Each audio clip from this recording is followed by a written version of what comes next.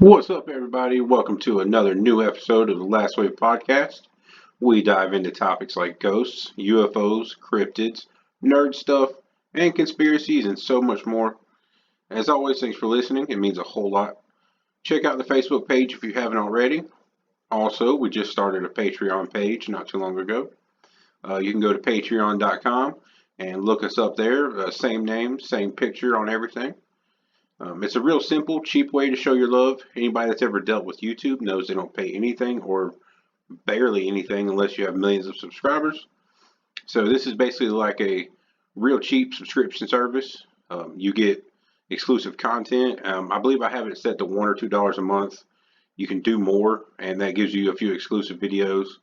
It's basically just kind of a cool way that creators can get their name out and actually make a little bit on what they enjoy doing. So it's pretty cool. It's a really nice website. Check that out. And again, check us out on the Facebook. And a lot of cool stuff on there. I put articles that I find randomly throughout research and pictures from the episodes as well. So anyway, thanks again. Thanks for joining us. Today we're going to go over something that's kind of cool, and it's a local legend that I had no idea about until Hurricane Dorian came through. This one is called The Gray Man. So real quick at the start, I do want to give a shout out to a group out of North Carolina. I actually saw their article on their blog pop up on Facebook, and that's how I found out about this. The group is the Association of Paranormal Study. They do have a Facebook page, so feel free to check them out. And I do want to thank them for allowing me to use their article in my research as well. So the coast of the Carolinas see hurricanes periodically. The the anniversary for Hugo is coming up, and I was just a tiny, tiny baby whenever that thing came through, and we were in Charlotte, and I still remember. Just flashes and image memories and stuff like that, and of course I remember stories about it. So that anniversary is coming up real quick. Right now, we've made it through Dorian. I wrote this at the time of Dorian was coming through. So, but right now I believe there's like 6 storms out there rotating around. So I really feel like this hurricane season is going to be rough. So this is more poignant than ever, really. Anyway, the coast of Carolinas do see hurricanes periodically, as they did with a few weeks ago and probably will in the near future. These storms wreak havoc wherever they go. Dorian thankfully didn't do as much damage as they expected. It certainly did some, and people were really affected on our coast, especially in the Bahamas, though, where that thing just sat and turned and spun for hours and like 2 days. And it's an insane amount of damage. But sadly, these things do happen, and they are part of life in coastal cities and towns. However, what does not normally happen is sightings of ghosts in these affected areas. At least if it does, it's not reported. It would honestly make sense to see more paranormal activity near storms like these due to just the massive amount of energy created, not only by the storm, but by the fear and anxiety it creates in the people as well. One place where at least one ghost is known to be seen ahead of these great storms is on the coast of Pawleys Island in South Carolina. There's a legend that speaks of what's called the Gray Man. It's a wisp-like human figure that is spotted on the beaches. It's often seen as an omen, and it's only ever seen before hurricanes, as far as I could tell. As one might expect, the legends are making their way around again as new sightings of the Gray Man have been reported ahead of Hurricane Dorian. There are a few different versions of how the legend started, but it has been around for some time. The first sightings were reported in the 1820s, and the main reason or legend is believed to be a young man heading home to see his fiancee, heading to Pawleys Island from Charleston. His horse and himself are caught in quicksand and mud, which I don't really know where you can find quicksand down there, but I'm not real familiar with it. Anyway, sadly, they do not escape, and they die.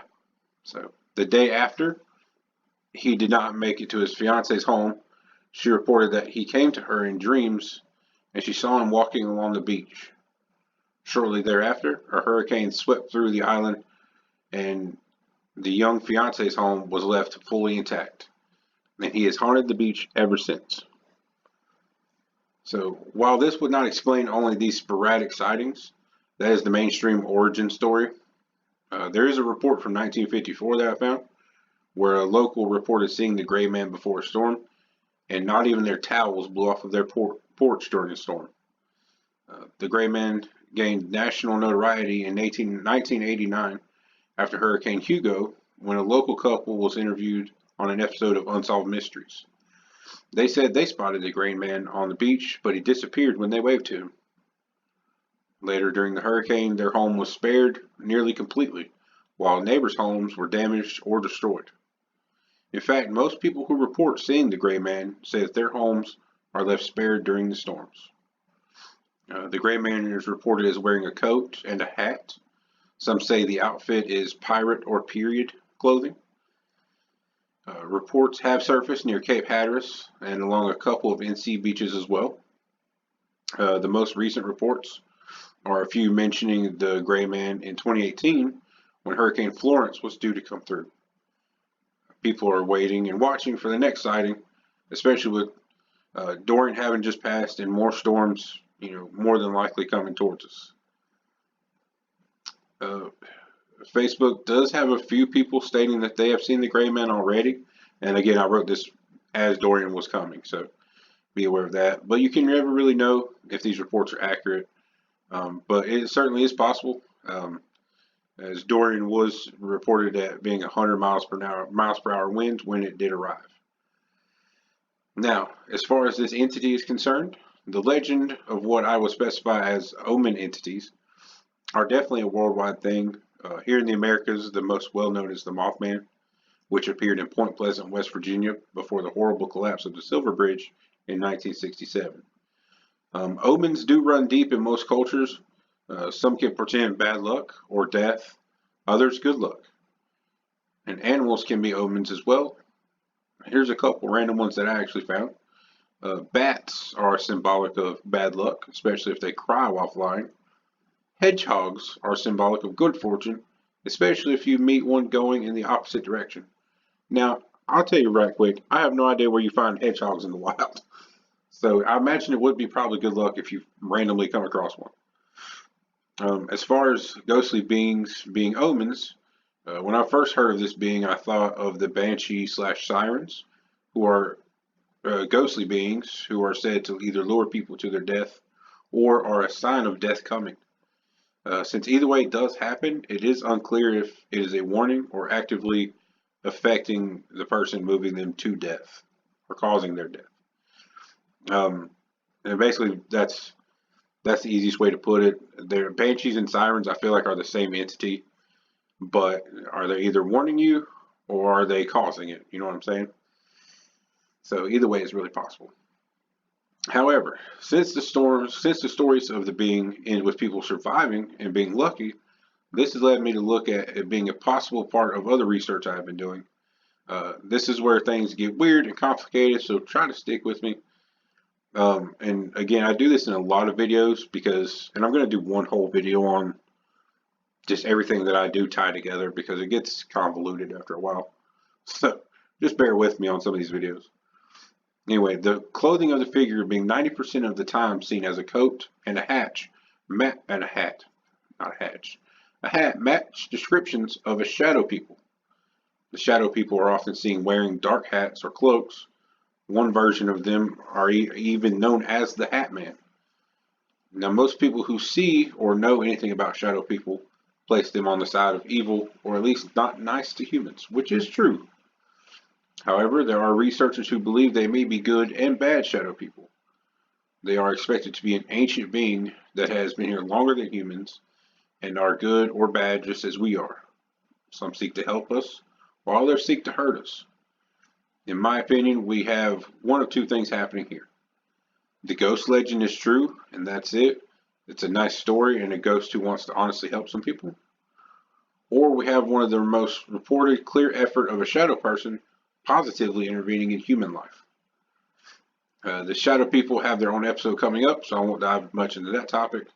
But I would say that if the gray man is real, it has to be one of these two entities.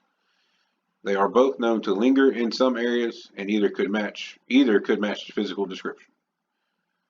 Either way, what a great local legend. One that I've, having been to the beaches so many times, I've of course been in North Carolina. I'm really surprised that I had never heard about. So I absolutely love that. I love finding stuff out. So I hope everyone made it through the storm okay. Of course, keep your eyes peeled on the beaches for the gray man if you do live near the coast. That way, hopefully, everything will be okay and you'll be spared. Hopefully, hopefully we won't see any more bad storms. I know Hurricane Dorian really did tear up a lot of stuff, especially in the Bahamas, but it got pretty bad in Emerald Isle. Like I think it spun some tornadoes up there, and that's one of like my family's favorite places to go when we rarely do get to go. So hopefully the season won't be as bad as I kind of think it will, and we'll all make it through okay. So kind of a short episode today. Only 11 minutes, and I'm not going to ramble on too much longer. But again, thank you so much for listening. Check out the Facebook page if you haven't already. I'm putting a lot of work into that. We're looking at other people that are going to be doing episodes with me, so I'll be having co-hosts, either part-time or full-time, as soon as I get a better microphone. Again, I didn't expect this channel to be doing so well, so I really got to step my game up and get better with the audio, get better with the editing, get better equipment, and that way I can bring y'all a better overall experience. Definitely check us out on Facebook, Patreon if you do. $1 or $2 a month. I don't ask for nothing. There's people on there that are asking $20, $30 a month. I think that's absurd. I'm doing it because I enjoy this, but it would be nice to make it a little bit more financially worth my while. But either way, I'm going to keep going. So again, appreciate you watching or listening as always. Thanks for checking in, and we'll catch you next time.